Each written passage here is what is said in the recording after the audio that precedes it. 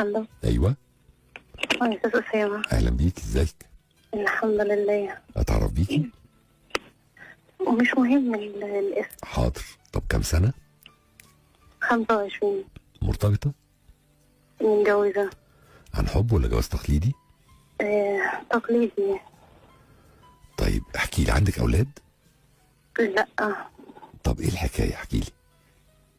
انا متجوزه من 4 سنين. مم. الخطوبه كانت عباره عن 6 شهور بس، ما كنتش اعرفه. مم. اتجوزنا بسرعه جدا.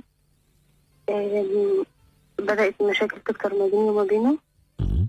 بسبب الخلفه. مم. 4 سنين لسه معيش أطفال، وأنا مش أنا بحب الأطفال جدا. طب هل رحتوا الدكاتره، شفتوا ايه القصه؟ رحنا كتير جدا المشكله عند مين؟ هو اللي كان عنده المشكلة، والمشكلة دي كانت عنده من زمان، وهو كان محب عليا حاجة زي كده. مم.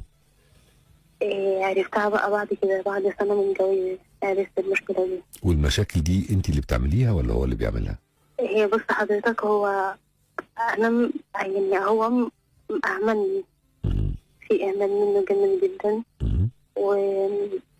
وبيخليني أتصرف بقى حاجات وحشة، إني أغلط في حقه كتير جدا. ازاي؟ إهماله. هو أنا قبل ما أتجوزه كنت على علاقة بواحد تاني، مم. وهو الواحد التاني ده حاول كتير جدا إن هو يكلمني بعد جوازي، وأنا كنت برفض. مم. جيت عمل لي مشكلة، وهو متجوز هو كمان وعنده طفل، هو عايز يطلق مراته وعايزني. مم. فانا قافله الباب ده، انا اصلا بني ادم ده خلاص، انا قطعت علاقتي بيه من ساعه ما اتجوزت. مم. بس في واحد بقى تاني، ده انا علاقة يعني انا بدات ان انا اكلمه الفتره دي. مم. وانا كنت اعرفه من زمان، هو كان صاحب اخويا، كنت اعرفه من زمان. مم. كان لما بينا كان قليل، دلوقتي بقى من كتر المشاكل اللي كانت بتحصل بيني وبينه، فانا رجعت ان انا اكلمه مم. الفتره دي. دخلنا انا وهو في مواضيع كتير جدا. دخلتوا في مواضيع كتير، يعني مثلا حصلت بينكم علاقه؟ كلام في التليفون. بس مش علاقه كامله يعني؟ هو طلب ان هو كنا المفروض ان احنا لو هو كذا مرة نتفق ان احنا نتقابل، وجت في مرة قابلته وسبته ومشيت. مم. ناديت ان انا كملت، سبته ومشيت، وقلت له انا مش عايزة اعرفك تاني قبل ما تحصل اي حاجة ما بينا. وايه اللي خلاكي تسيبيه وتمشي وتقولي مش عايز اعرفك تاني؟ حصل منه ايه خلاكي تعملي كده؟ هو ما عملش حاجة، كان لسه مفيش اي حاجة حصلت، بس انا برضو كان ضميري بيأنبني. مم. برجع بقول هو برضه ما يستاهلش مني كده، مم. اللي هو جوزي. قلت لا بلاش ومشيت.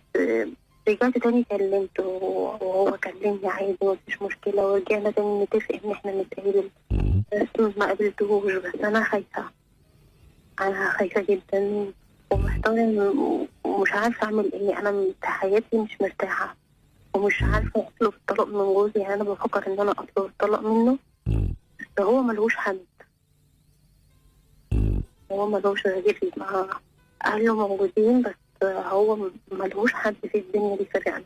مم. ده برضه موقفني، مش عارفة أعمل إيه. طب انت كل اللي خلاكي تكلمي الناس بره وتكلمي ده وتكلمي ده ايه الاسباب؟ هل عشان ما خلفتيش؟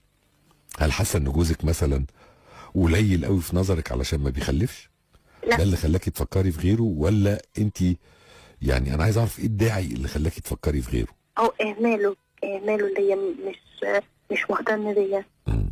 مش يعني هو على طول في شغله، ويوم أجازته يقضي مع صحابه، ما بيسألش فيا أنا. مم. طول الوقت أنا قاعدة في بيت أهلي، طول الوقت أنا قاعدة عند أهلي. طب ما انت لو عايزه تطلقي، هو مش ما فيش حاجه اسمها ملوش حد غيرك، لا ليه اهله وليه اصحابه وليه دنيته، وممكن يتعرف بواحده تانية ويتجوزها والدنيا تبقى طبيعيه لو انت عايزه تطلقي. يعني ما تحطيش ده في دماغك، ما تحطيش ان دي الحجه اللي موقفاكي عشان ما ترجعيش تندمي تاني. انت فاهماني؟ يعني أنا محتارة، أنا مش عارفة أعمل إيه. بس أنا كل ما بتكلم مع البني آدم ده أنا بتعب نفسيا، وضميري بيأنبني بسببه. تعالي نتكلم، ناخد نقسم الدنيا. اول حاجه انت مرتبطه براجل واتجوزتيه، والراجل ده عنده ظروف وما بيخلفش وخلافه، وحاولتوا تتعالجوا وما الدنيا ما مشيتش. ما حدش عارف ربنا كاتب لكم ايه. في نفس الوقت الراجل ده مهمل في حقك شويتين، فكان ممكن تتخانقي معاه وتقولي له انت مهمل في حقي وانا والدنيا تتصلح. لا اتكلمت كتير. اهلك يتدخلوا، تسيبي له البيت، تعملي له اي قصه بحيث يحس على دمه بان هو ايه، مهمل، وما ينفعش الاهمال ده باي شكل من الاشكال. فاهماني؟ ده وضع طبيعي جدا كويس يعني. انما علشان مش عارفه تعملي حاجه تقومي مدوره على علاقه بره، العلاقه اللي بره دي هي اللي هتعوضك عن اللي بيحصل ده. لا مش هتعوضك، العلاقه اللي بره دي هتضرك، هتسيء اليكي، هتسيء اليكي بالفعل، لانك هتكوني ارتكبتي خطأ. هتسيء اليكي معنويا، لانك من جواكي هتحسي بالندم والحزن، وانك انسانه مش كويسه، وان كل الحاجات اللي جواكي دي هتأثر عليكي. هتسيء اليكي قدام ربنا سبحانه وتعالى، اللي شايفك الست المتجوزه اللي رايحه تعرف واحد تاني على جوزها. لما بتخرجي عشان تقابلي التاني ده، بتخرجي وانت مستخبيه، بتخرجي خلسه بالظبط، بتبقي عامله زي الحرامي اللي مستخبي لما الدنيا تضلم علشان يطلع على مواسير ويطلع يغتصب شيء ملوش فيه حق، يسرق له شقة، يسرق عيل، يسرق غسيل، ينتش شنطة من عربية. فما فرقتيش، بل على العكس بتزيدي عن الحرامي كمان، لان السرقة ما اعتقدش انها من الكبائر، انما اللي بتعمليه ده ممكن يقودك الى الكبائر اللي احنا مش عايزينها ومش عايزين نغضب ربنا. يبقى نمرة واحد، يا تصلحي حياتك مع جوزك يا تنفصلي، وبعد ما تنفصلي ابقي ارتبطي باي انسان انت عايزه ترتبطي بيه. انما تسيبي تهملي القصه وتقولي انا ما عرفتش اصلح حياتي، يبقى انت ما اشتغلتيش عليها كويس. لانك لو اشتغلتي عليها كويس قوي يبقى هتوصلي لنتيجه، يا صلحت يا انفصلت.